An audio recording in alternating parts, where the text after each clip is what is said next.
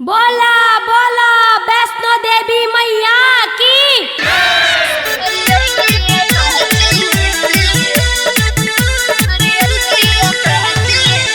Music by Shyam India music.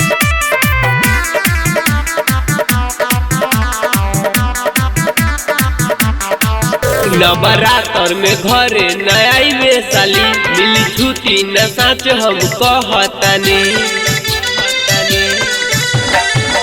Navratra में घरे नया साली मिली छुट्टी न साच हम कहतानी।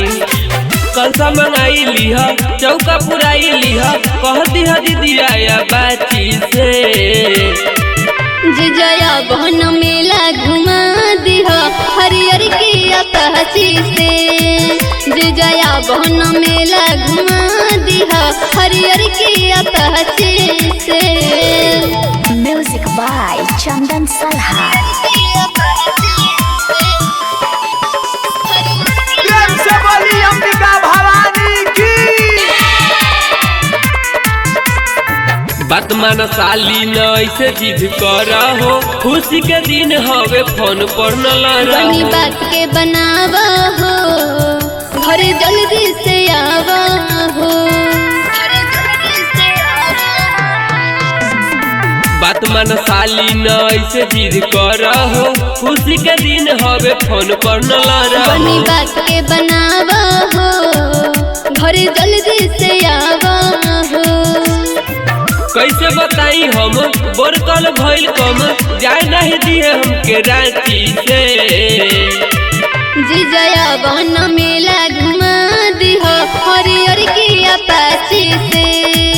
जिजया बहन मेला घुमा दिह हरियर की अपाची से।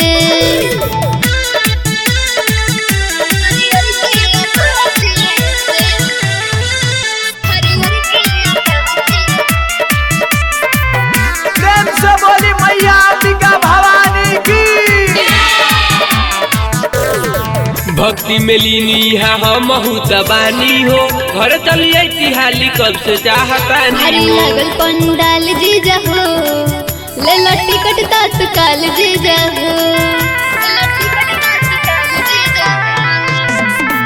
भक्ति में लीनी है हम दबानी हो, घर चलिए तिहाली कब से चाहतानी। भारी लागल पंडाल जीजा हो, ले लो टिकट तत्काल जीजा हो। रवि नितेश हो कहे हर में हो, छुट्टी मंगातानी राती से। जिजया बहन मेला घुमा दिह हरियर की अपाची से। जिजया बहन मेला घुमा दिह हरियर की अपाची से। Shyam India music and recording studio Kurhani Muzaffarpur.